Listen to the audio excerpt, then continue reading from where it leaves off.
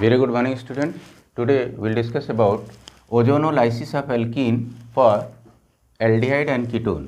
आज की क्लास में हम लोग डिस्कस करने वाले हैं कि एल्डिहाइड और कीटोन ऑब्टेन करने के लिए हम ओजोनोलाइसिस कैसे करते हैं और इस ओजोनोलाइसिस में हम किन किन कैटलिस्ट या किन किन कंडीशंस को यूज करते हैं और उसका रिजल्टिंग प्रोडक्ट क्या होता है। बेसिकली आज मैं डिस्कस करूंगा कि एक ट्रिक के जरिए हम किस तरह से इसको फाइनल प्रोडक्ट ऑब्टेन कर पाते हैं। तो यहाँ पर हम देखते हैं एक्चुअली क्या होता है कि this is a reaction in which the reductive ozonolysis of alkenes can be done in presence of zinc dust and water that gives corresponding aldehydes, ketones or a mixture of both aldehyde and ketone। यहाँ पर या तो aldehyde मिलेगा या फिर ketone मिलेगा या दोनों का मिक्सचर मिलता है।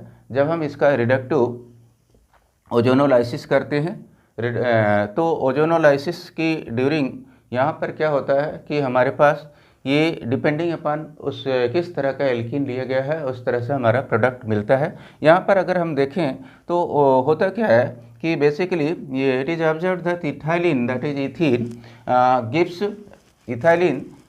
Gives ethanol while symmetrically distributed alkenes give corresponding aldehyde. अगर दोनों तरफ हमारे पास सिमेट्रिकली डिस्ट्रीब्यूटेड एल्कीन होता है तो वहाँ पर हम क्या करते हैं, वहाँ हम देखते हैं कि ये हमारे पास एल्डिहाइड मिलता है, जबकि ये 2 मॉलिक्यूल एल्डिहाइड होता है। While tetra substituted alkenes give ketones which may be the same or different, that depends upon the alkyl radical used in that reaction। Reaction के ड्यूरिंग जो हमारा एल्कीन है उसमें किस तरह से एल्काइल का सब्सटीट्यूशन हुआ है, एल्काइल किस तरह से अरेंज्ड है उसमें, उस पर डिपेंड करता है कि हमारा जो प्रोडक्ट होगा वो क्या होगा। और ख़ास बात यह है कि इस रिएक्शन के लिए जो कंडीशन हम मेंटेन करते हैं बेसिकली वो टेम्परेचर हमारा होता है 196 केल्विन। और वहाँ पर इनिशियली जो रिएक्शन को कैटलाइज करने के लिए जो एल्कीन को ओजोनाइड बनाने के लिए जो हम लेते हैं या तो हमारा क्लोरोफार्म होता है CaCl3 या फिर हम लेते हैं carbon tetrachloride. Temperature as you know that it is 196 kelvin. So let us see the example. एक एग्जांपल के जरिए हम इसको समझने की कोशिश करते हैं। हमने यहाँ पर एक एग्जांपल लिया है इथाइलिन। यहाँ देखिए इथाइलिन हमने लिया हुआ है। जब इथाइलिन या इथीन इसको जब हम क्लोरोफार्म या कार्बन टेट्राक्लोराइड की प्रेजेंस में 196 केल्विन टेम्परेचर पर हीट करते हैं तो एक तरह का हमारे पास एक साइक्लिक प्रोडक्ट मिल जाता है और इसी साइक्लिक प्रोडक्ट को हम बोलते हैं इथाइलिन ओजोनाइड। अब देखिए इथाइलिन ओजोनाइड को जिंक डस्ट और वाटर की प्रेजेंस में जब हम इसको रिएक्ट कराते हैं तो यहाँ से ये ब्रेक होता है। तो ये ट्रिक यही है समझने की। देखो यहाँ से कैसे ब्रेक होता है। पहले तो देखो ये साइक्लिक प्रोडक्ट हो गया। खास बात यह है कि यहाँ पर क्या होता है, जहाँ पर डबल बॉन्ड है, देखिए कार्बन कार्बन डबल बॉन्ड यहाँ पर है, तो यहाँ पर आप देखेंगे कार्बन कार्बन डबल बॉन्ड जहाँ पर है उन कार्बन को पहले आप लिख लीजिए।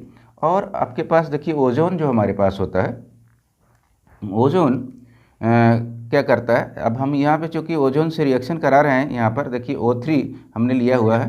तो O3 से रिएक्शन कराने पर 3 आइटम ओजोन के में ऑक्सीजन के होते हैं। तो एक ऑक्सीजन को तो यहाँ लिख लीजिए और उसके बाद ये दोनों कार्बन को वहाँ से लिंक कर दीजिए और इस कार्बन के नीचे एक ऑक्सीजन, इस कार्बन के नीचे दूसरा ऑक्सीजन यहाँ पे लिख दीजिए। तो ये 1 2 3 ओजोन के ये तीनों ऑक्सीजन आइटम आ गए और इससे एक तरह का साइक्लिक कंपाउंड बनता है जिसको हम ओजोनाइड बोलते हैं। यहाँ पर कैसे बोलेंगे, यहाँ पर देखिए इस कार्बन पर पहले आपने देखा था कि 1 2 हाइड्रोजन था, तो यहाँ पर 1 2 हाइड्रोजन यहाँ लगा दिया।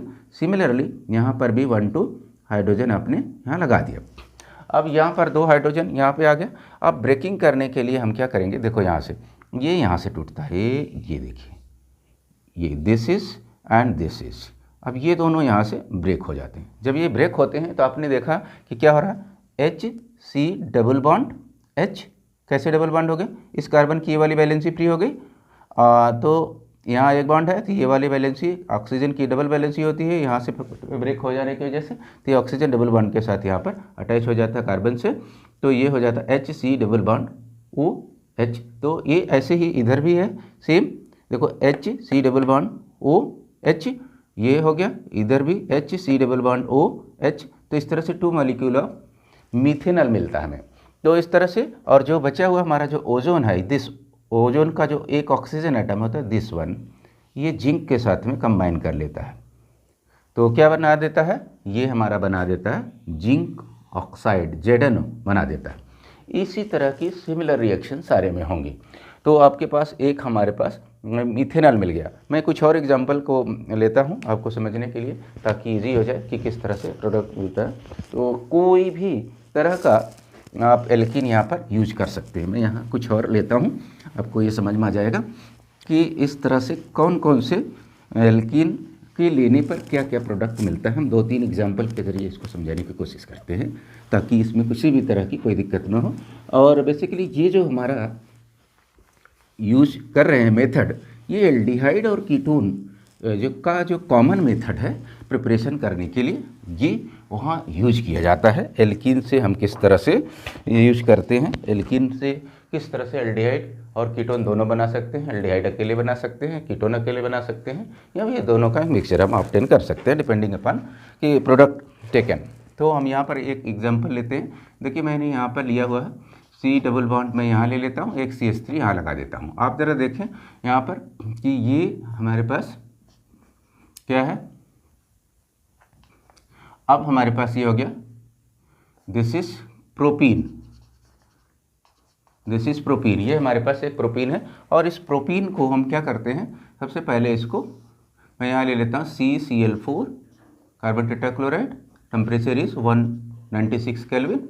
एंड अब क्या होगा यहाँ पर, इस कंडीशन में जब हम इसको O3 से रिएक्ट करा रहे हैं तो हमारे पास क्या होने वाला है, देखिए ये O3 में से एक O हमने यहाँ पर ले लिया। उसके बाद हम क्या करते हैं, ये दोनों जो कार्बन कार्बन डबल बॉन्ड है, एक यहाँ लगा देते हैं, एक यहाँ लगा दिया, हमने डबल बॉन्ड को यहाँ से ब्रेक कर दिया है, तो इसलिए हम यहाँ लिखते नहीं। तो आपको समझने के लिए हमने यहाँ बताया था। ये हो गया। इसके बाद आप देखेंगे कि ये हमारे पास ये बन गया, और उसके बाद ओजोन का जो 2 ऑक्सीजन है, वो दोनों ऑक्सीजन यहाँ पर हम इस एक यहाँ लगा देते हैं। उसके बाद हम इनको लिंक कर देते हैं। अब बात आती है कि ये जो कार्बन था, इसके साथ में हमारे पास क्या था, 2 हाइड्रोजन था, हमने यहाँ पर 2 हाइड्रोजन लगा दिया, ये लीजिए। और यहाँ पर एक जगह पे CH3 था और दूसरी जगह पे क्या था, H था। अब ज़रा देखिए यहाँ पर इसको जब हम रिड्यूस करेंगे इसको, तो Zn के साथ में हम अब लेंगे जिंक डस्ट ले रहे हैं, Zn dust in presence of water, H2O की प्रेजेंस में। अब रिएक्शन का प्रोडक्ट देखिए कैसे बनने वाला है। अब देखेंगे यहाँ पर जो रिएक्शन होने वाला है वो कुछ यूँ हो ब्रेक करेगा। ये देखो यहाँ से ब्रेक कर दिया, ये यहाँ से ब्रेक कर रहा, तो यहाँ से ब्रेक करने पर आप देखेंगे इसका जो प्रोडक्ट बन रहा है वो क्या बन रहा है, ये हमारा हो गया CH3C double bond OH। This is called ethanol, this is ethanol, 2 carbon का कंपाउंड बन गया। ये एक तरह का एल्डिहाइड है, this is aldehyde, aldehyde product हमारा हो गया। अब दूसरा हमारे पास यहाँ से आने वाला है, ये वाला, आप देखिए ये वाला, ये यहाँ से ब्रेक होने वाला है, ये यहाँ से ब्रेक होकर के ये जो मिल रहा है हमारे पास, ये एक डिफरेंट टाइप का एल्डिहाइड मिल रहा है। क्या हो रहा है, HC डबल बॉन्ड H, ये हो गया मीथेनॉल। तो this is a mixture of ethanol and methanol. और दूसरा जो हमारा प्रोडक्ट है वो जिंक ऑक्साइड है, ZnO, जो कि कहाँ से मिल रहा है, ये जिंक है हमारा, ये ऑक्सीजन है। तो आप देखिए ये जिंक यहाँ से आ जाता है इसके साथ में कंबाइन करके। तो इस तरह से हमने देखा कि ये हमारे पास इथेनॉल और मीथेनॉल का एक मिक्सचर मिल गया। आइए एक और एग्जांपल लेते हैं। तो आइए एक और एग्जांपल लेते हैं इसे समझने के लिए। मैं यहाँ पे ले रहा हूँ, देखो हमारे पास ये एल्कीन है। मैं इसे समझने के लिए देखो कार्बन कार्बन डबल बॉन्ड पहले मैं लगा ले रहा हूँ एल्कीन के लिए। यहाँ पे मैंने CH3 दे दिया और इधर भी CH3 दे दिया, इसमें भी हमने CH3 दे दिया और इसमें भी CH3 दे दिया। अब ज़रा देखिए इसको मैं रिएक्शन कराऊंगा तो हमारे पास जो प्रोडक्ट बनने वाला है O3 से पहले ही हमने यहाँ पे लिख दिया, ये टेम्परेचर रेंज हमारा 196 केल्विन हमने दिया, CCl4 लिया। अब जब इसको रिएक्शन के लिए अलाउ करेंगे तो देखो प्रोडक्ट क्या बनने वाला है। इसका प्रोडक्ट कैसे बनेगा, हमने बताया था आपको कि एक ऑक्सीजन ले लीजिए, इससे 2 कार्बन जहाँ पे डबल बॉन्ड है इनको हम यहाँ पर अटैच करा देते हैं और इन दोनों कार्बन से ओजोन के जो बचे हुए 2 एटम हैं वो यहाँ पे लिंक करा देते हैं। देखिए एक ऑक्सीजन यहाँ, एक ऑक्सीजन यहाँ, इनको हमने साइक्लाइजेशन कर दिया यहाँ पे और इस चेन में आपको साइक्लिक कंडीशन नज़र आ रही है। यहाँ पर देखिए इस कार्बन से आपके पास दोनों CH3 था, ये CH3 और यहाँ पर भी CH3, यहाँ पर भी CH3 था। अब ज़रा देखिए, अब अगर मैं नेमिंग करने की कोशिश करूँ इसका तो नेम क्या होने वाला है, ज़रा देखिए 1 2 3 4। तो ये अगर देखें तो 4 कार्बन की मेन चेन है, तो यहाँ पर मैं यहाँ लिखूँगा 2 3 डाईमेथाइल 2,3 डाईमेथाइल 2,3 डाईमेथाइल ब्यूट 2 इन। देखिए सेकेंड कार्बन पर ये इन हो रहा है, डबल बॉन्ड आ रहा है, तो हम इसको ये ले रहे हैं। अब जब मैं इसको रिएक्शन के लिए ले जाऊंगा, ये हमारा एक ओजोनाइड हो गया, इस कंपाउंड का से ओजोनाइड बन गया, ओजोनाइड तैयार हो गया। अब ये ओजोनाइड हमारे पास जो है इसको मैं अगर जिंक डस्ट से रिएक्ट कराता हूँ, जेडन डस्ट लिया और इसको H2O की प्रेजेंस में रिएक्शन कराते हैं, तो आप देखेंगे यहाँ पर जो रिएक्शन का प्रोडक्ट मिल रहा है वो क्या मिल रहा है। अब देखिए यहाँ पे जो हमारे पास ब्रेकिंग है, आप देखिए ये यहाँ से ब्रेक होगा और ये यहाँ से ब्रेक होने वाला है। तो अब यहाँ ब्रेक होने पर आपको देखिए क्या कंपाउंड मिल रहा है। यहाँ से ब्रेक होने पर देखिए इधर ऑक्सीजन की एक वैलेंसी फ्री होगी और इधर कार्बन के साथ ये डबल बॉन्ड बना लेगा। तो ये हमारे पास C डबल बॉन्ड O हो गया और इधर भी CH3 हो गया, इधर भी CH3। सेम तरीके से ये वाला भी हमारे पास बनेगा। आप देखेंगे कि ये हमारे पास कार्बन, ये CH3 है, एक C के साथ में डबल बॉन्ड, यहाँ पर भी CH3 है, ये दोनों CH3 हमने यहाँ पर लगा लिया और ये ऑक्सीजन की जो डबल वैलेंसी यहाँ पे आ जाती है और प्लस ये जो जिंक है ओजोनाइड बनने के बाद ये जिंक का क्या हो रहा है, ये देखिए ये ऑक्सीजन यहाँ से उठ के Zn के साथ में चला जा रहा है, तो ये बना देता है ZnO। तो ZnO यहाँ पर आप देखिए कि यहाँ पर ZnO जो बन रहा है वो यहाँ से आ रहा है, तो हमने लिख दिया ZnO। अगर एक्चुअली आप देखिए यहाँ पर तो ये दोनों कंपाउंड सेम ही है, इसको क्या बोलेंगे, ये प्रोपेनोन, ये भी क्या है प्रोपेनोन। तो 2 मॉलिक्यूल ऑफ प्रोपेनोन यहाँ मिल रहा है। तो हमने आपको ये बताया कि जब टेट्रा सब्सटीट्यूटेड ये कंपाउंड होता है, टेट्रा डिस्ट्रीब्यूटेड, यहाँ पर इसमें चारों ही जो कार्बन डबल बॉन्ड है उन दोनों के कार्बन पर पहले पर भी 2 एल्काइल रेडिकल है सेम और दूसरे पर भी वही एल्काइल रेडिकल अटैच होते हैं, तो ऐसे को हम बोलते हैं टेट्रा सब्सटीट्यूटेड एल्कीन। और उससे जो हमारे पास कंपाउंड मिलता है वो सेम मॉलिक्यूल ऑफ कीटोन मिलता है। लेकिन आपने देख लिया कि सेम मॉलिक्यूल ऑफ कीटोन वाला देख लिया, आपने देख लिया कि दोनों डिफरेंट एल्डिहाइड का देख लिया। अब मैं लेता हूँ एक एल्डिहाइड और एक कीटोन कैसे ऑब्टेन होता है, मिक्सचर ऑफ एल्डिहाइड का एक एग्जाम्पल लेता हूँ।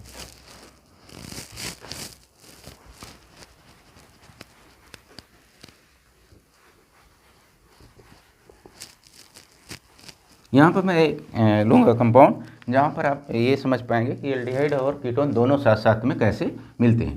तो मैं यहाँ पे एक एल्कीन लेता हूँ, यहाँ पर मैं दे देता हूँ CH3, यहाँ पर भी CH3 हमने दे दिया, बट ये वाले पे हमने एक में H लगा दिया, दूसरे में CH3 लगा दिया। अब जब हम इसको नेमिंग करते हैं क्या मिल रहा है, 1 2 3 4, इसको क्या बोलेंगे, ये हमारे पास जो कंपाउंड मिल रहा है 2 मेथाइल ब्यूटोइन, तो 2 मेथाइल ब्यूटोइन है। इसको मैं रिएक्शन के लिए ले जाता हूँ। अब इसको O3 से रिएक्शन कराऊंगा, टेम्परेचर कंडीशन सेम होगी, CCl4 हमने लिया, 196 केल्विन टेम्परेचर हमारा हुआ, ओजोनाइड बनेगा, इसी का ओजोनाइड। देखिए हमने आपको बताया था कि कार्बन जहाँ डबल बॉन्ड है इसको पहले मैं यहाँ पे लिख लेता हूँ। आप देखिए यहाँ पर कि कार्बन डबल बॉन्ड हमने पहले जो था उनको हम डबल बॉन्ड को ब्रेक करके इनके ऑक्सीजन के साथ हम अटैच कर दिया और ये वाले कार्बन से हमने क्या किया, इनको ऑक्सीजन एक यहाँ दे दिया, इनको लिंक कर दिया। अब आप देखिए कि ये वाला जो कार्बन था यहाँ पे दोनों तरफ क्या है, ये है हमारे पास CH3 रेडिकल। मैं यहाँ पे CH3 रेडिकल अटैच कर देता हूँ, ये लीजिए CH3 रेडिकल हो गया। बट ये वाला जो कार्बन था यहाँ पे एक CH3 है, दूसरा H है, तो मैं यहाँ पर एक में H लगा देता हूँ और दूसरे में CH3 दे देता हूँ। अब आपका यहाँ से Zn से रिएक्शन जब कराएंगे, Zn डस्ट और वाटर की प्रेजेंस में रिएक्शन करता है, तो वाटर इसको ब्रेक करने में और जिंक डस्ट मदद करता है। ओजोनाइड, ये हमारा ओजोनाइड है, जो हमारा इनिशियल कंपाउंड लिया था, ओजोन से रिएक्शन करने के बाद उसी का ओजोनाइड बन गया। तो अब हम यहाँ पर इसको ब्रेक करते हैं। देखिए ब्रेकिंग किस तरह से हो रही है, सेम तरीके से जैसे पहले अपने किया था ब्रेकिंग, वही ब्रेकिंग यहाँ पर भी होने वाली है। यहाँ से ब्रेक कर दीजिए, दिस इज। अब यहाँ ब्रेक करेंगे तो क्या हो रहा है, CH3 C double bond OH, ये क्या बन गया एक तरह से, ये हमारे पास CH3 C double bond OH, ये हमारे पास क्या हो गया, इथेनॉल हो गया। इथेनॉल मिल गया, एक मॉलिक्यूल हमारे पास यहाँ से इथेनॉल मिल गया। लेकिन दूसरा यहाँ से क्या मिलने वाला, देखें दूसरा हमारे पास क्या मिल रहा है, यहाँ पे मिल रहा है CH3, ये वाले पर इस C के साथ में ऑक्सीजन डबल बॉन्ड के साथ में जा रहा है। अब देखिए यहाँ पर इस C के साथ में ऑक्सीजन डबल बॉन्ड और इस वाले C में अगेन CH3 अटैच हो जाता है, तो इसको हम क्या बोलेंगे, ये हमारा प्रोपेन हो गया, प्रोपेनोन बन रहा है, ये एक तरह का कीटोन हो गया। तो ये हमारा एल्डिहाइड हुआ, एल्डिहाइड है, और ये हमारा कीटोन है। और आपने देखा कि जो हमारा जिंक है वो क्या करता है, इस ऑक्सीजन को ले लेगा। अगर मैं यहाँ से उठाऊँ इसको, तो ये उठा के यहाँ से ले आता हूँ जिंक डस्ट, हमारे पास ये जिंक ऑक्सीजन के साथ चला जाएगा, तो ये बना देता है हमारा जिंक ऑक्साइड, ZnO। तो ये हमारा जिंक ऑक्साइड तैयार हो गया। तो आपने यहाँ पर ये देखा कि जब कभी भी हमें एल्डिहाइड बनाना हो तो it is a common method, ozonolysis is a common method for both aldehyde and ketone. And अगर हमें दोनों ही एल्डिहाइड लेना है तो हम उनको एल्डिहाइड के लिए ऑब्टेन कर सकते हैं इसी रिएक्शन से, या दोनों कीटोन लेना है तो दोनों कीटोन हम ऑब्टेन कर सकते हैं। जो भी कीटोन लेना है उसके अकॉर्डिंग हमें एल्कीन लेना पड़ेगा। और इस तरह से हम आज की क्लास में ये देखें कि ओजोनोलाइसिस से हम कौन कौन से प्रोडक्ट पाते हैं और इनकी कंडीशन किस तरह से मेंटेन करते हैं। और बेसिकली अगर हम बात करें इसकी इंपॉर्टेंस की, प्रैक्टिकल एप्लीकेशन की बात करूं, तो ओजोनोलाइसिस से हमें ये पता चल पाता है कि कार्बन की चेन में अगर एल्कीन कहीं है तो कार्बन कार्बन डबल बॉन्ड कहाँ पर है, इस बात का पता लगाने के लिए ओजोनोलाइसिस किया जाता है। उस कार्बन की चेन में किस जगह पे डबल बॉन्ड है, इसी बात की पता लगाने के लिए ये ओजोनोलाइसिस किया जाता है। तो इस तरह से आज की क्लास में ओजोनोलाइसिस डिटेल आपने देखा। नेक्स्ट क्लास में इससे रिलेटेड कुछ और चीज़ें सीखेंगे। Thank you for today.